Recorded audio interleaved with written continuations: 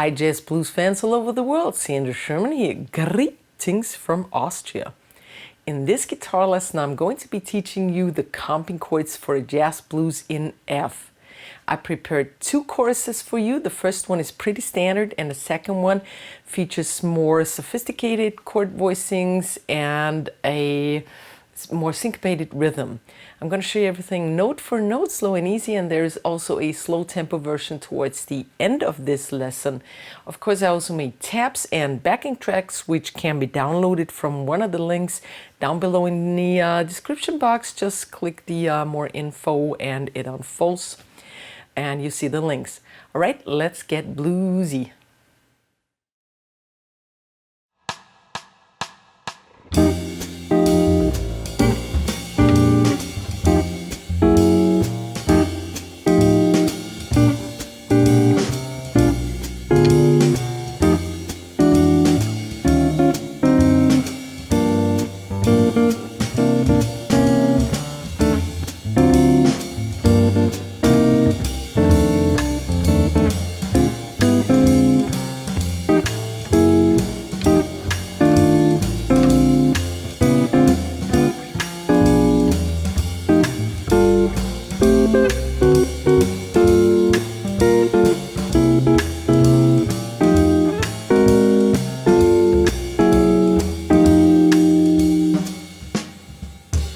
So here's how this guitar lesson works. I'm going to play each of the phrases at regular speed first, then I'll explain everything note for note, and then I'll play each phrase with the playback at slow tempo. And at the end of the lesson you have the entire comping at slow tempo too. So here's phrase number 1. 1, 2, 3, 4.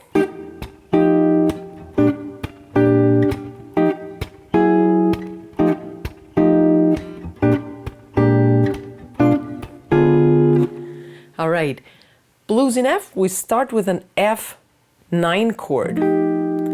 8, 7, 8, 8 of the inner 4 strings. You can play it like this or I'll bar it.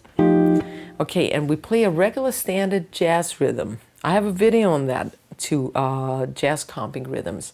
All right, we have 1, 2 is a rest and 2 and we play 1, 2 and 3, 4. Then it's for the 4 chord, and that's a B flat 13. 6, then D string, 6, 7, 8. We don't play the A string, just the 4 strings we fret. 1, 2, and same rhythm. Back to F9.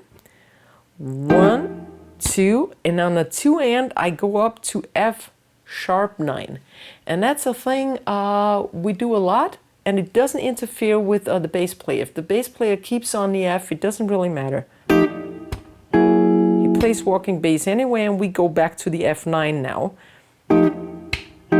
So we have 2 bars of F. In between there's an F sharp. 1, 2, and 1, 2, and. And now it's for the 4 chord. That's a B flat 13 again. And then in jazz blues we have that B diminished.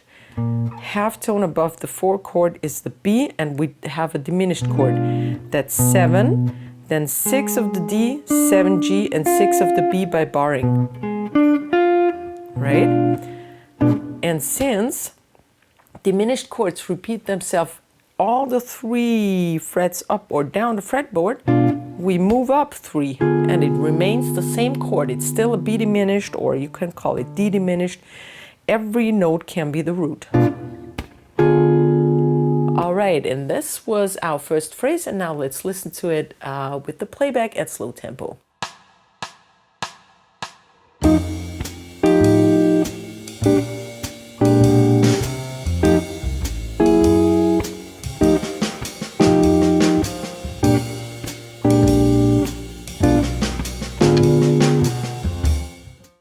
And here's phrase number 2.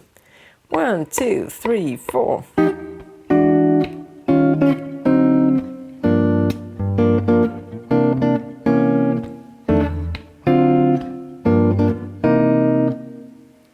All right, We are at the 1 chord again, moving down to the D7. In the original progression, we have 1 bar of F and 1 bar of D altered, D7 altered.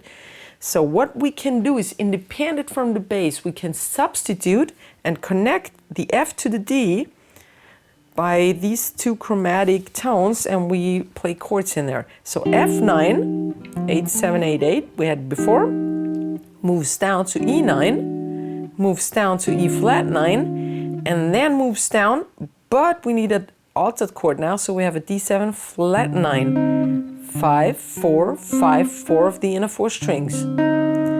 All right, no matter what the bass plays, it is compatible.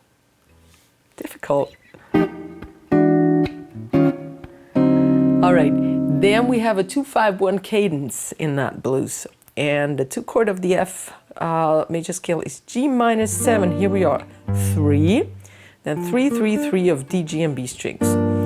All right, and I play that once all together, then the typical rest, and then I split it: bass only, the E string, then the upper 3 strings, and then all together. So. Look at my right hand. All right, then the 5 chord is C9, and I play a C9 here, 3, 2, 3, 3, inner 4 strings. I just move down here and add the index. I play all 4 strings, and then the upper 3. Then the rest, and now I change over to a C7 flat 9 chord, like we had on the D7, 3, 2, 3, 2 by barring, inner 4 strings. Why do I do that? Because the 5 chord can be altered, or it doesn't need to be altered, but it can be altered. So a lot of bebop players play the first half bar on a non-altered chord and the second half altered, so it resolves to the F then better. So this is the bar C9, C flat 9, C7 flat 9. And now it's for the turnaround, 1, 6, 2, 5. The 1 chord, we have it here, F13, 1, 1 of D, 2, and 3. Then the 6th chord is altered in a turnaround, and I glide up there with these 2 fingers, and I have a D7 sharp 9 this time. I could use it, take a flat 9 too, but I chose for a sharp 9. So this is 5, 4, 5, 6 inner 4 strings.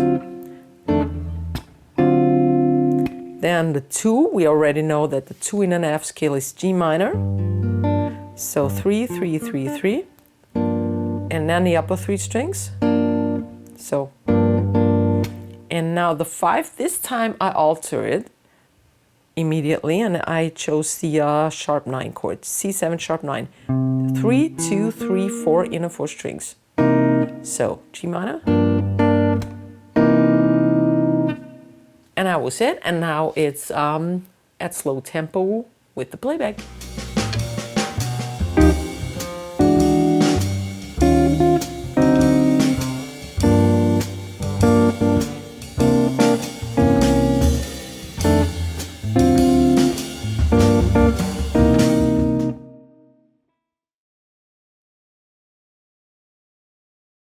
Welcome to the second chorus. Here's phrase number 3.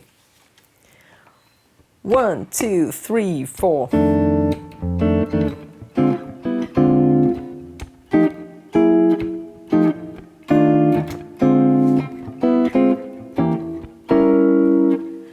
All right, things are getting a little more interesting now, all right? So here's the resolution from our turnaround.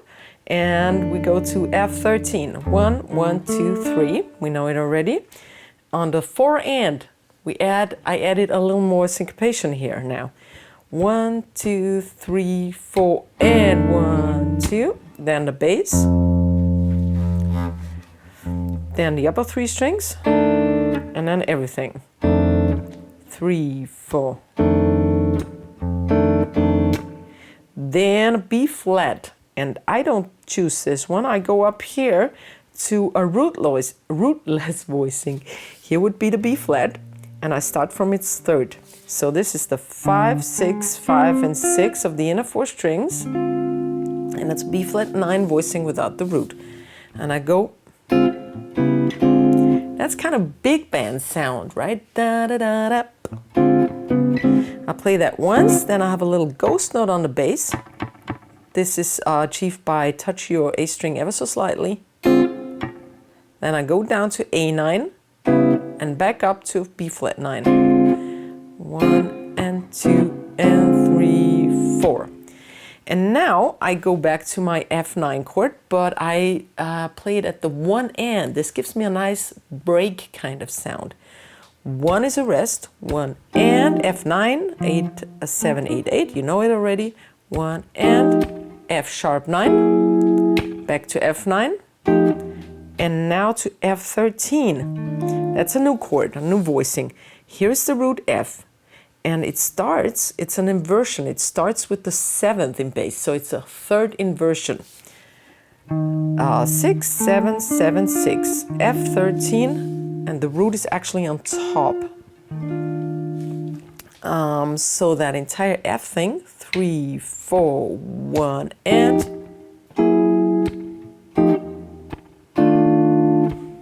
now I syncopate actually, it's called. The B flat 9 chord again, 5, 6, 5, 6, and it's on 4 and. 1 and 3, 1, boom, before the 1, and then I go down to A9 again and back to B flat, like we had it before. 3, 4, and now we have that B diminished, and we already know that a B diminished or any diminished chord repeats itself 3 frets up throughout the fretboard. So we have B, D, F, and A flat. So here is a D, so I play a D diminished here now.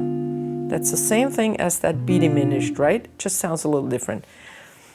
D, and I move it up 3 frets to the right and have an F. So that D, sorry I didn't explain that, was 5, 6, 4, 6 of the inner 4 strings. And 3 up, 8, 9, 7, 9. All right, so that was it for phrase number 3, and I'll play it slowly now for you with the playback.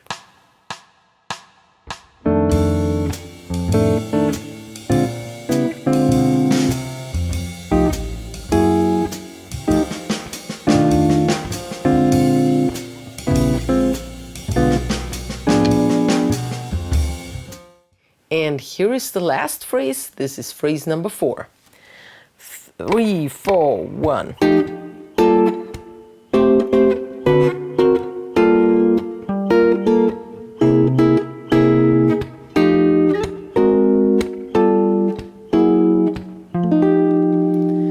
All right. We are at that movement from the 1 chord to the 6th chord, the F to the D, and in the first chorus we move down chromatically to the D altered. Now we want to move up, a ascending movement. The next upper D chord is here. We can't go chromatically because it's just too much of a difference here. So we move diatonically. And diatonically means we take all the chords from the F scale, F9, G minor 9 is the next chord in the F scale, that's 10, 8, 10, 10, 1 and 3. Then I go to A minor, that's the 3 chord of the F scale, and I can't play A minor 9 here because the 3rd chord of the F scale would have a flat 9 chord, and that sounds awkward, so I choose the A minor 7 chord here. This is 12, 10, 12, 13 inner 4 strings. I play it twice, and then I go to that 6th chord, the D altered. First I play the D13, an unaltered chord. That's 10 of the E string, that's a D, 10, 11, and 12. And then I move my pinky one to the left, and I get a D7 flat 13, and this is the altered chord. So I have, right? So here's my ascending movement, that's how you call it. 1 and 3. And now we are at the G minor, which is the 2-5-1 now. G minor, the beginning of the 2-5-1. G minor 9, 10, 8, 10, 10. Then I split it into the bass and the upper 3 strings. And I move my pinky out to get a little melody to the 11th fret. Play only the upper 3 strings and move back in to the G minor 9. So I have 3, 4, and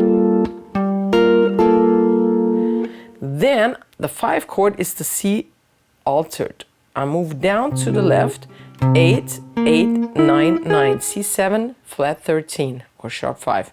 Play all the strings, then just the upper 3, rest and all.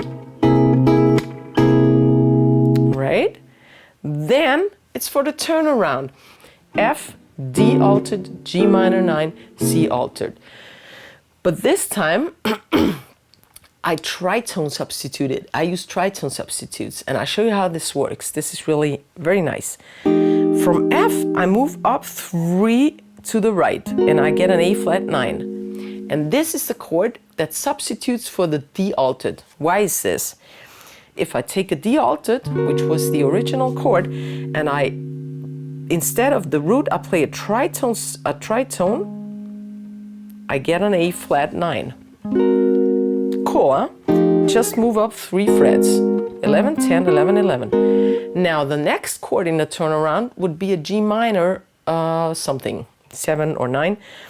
And I just moved down to G9. Now this is not a minor chord, you might want to say.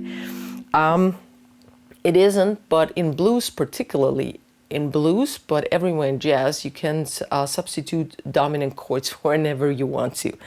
So G9 is pretty nice for that down movement. And then I do the same thing for the C altered chord that I did for the D altered chord. I tritone substituted. Instead of the C, I play the tritone root. This is here on the 9th fret. And what this turns into, is a G flat 9 chord. And then the cool thing about this is now I just move a 9 chord, 3 up, 1 down, 1 down, and I'm back to F. 3, 4, and 1. Right? I also anticipated all the chords on the end. All right, to give it a better move, a better drive. All right, now let's hear this at slow tempo with the playback.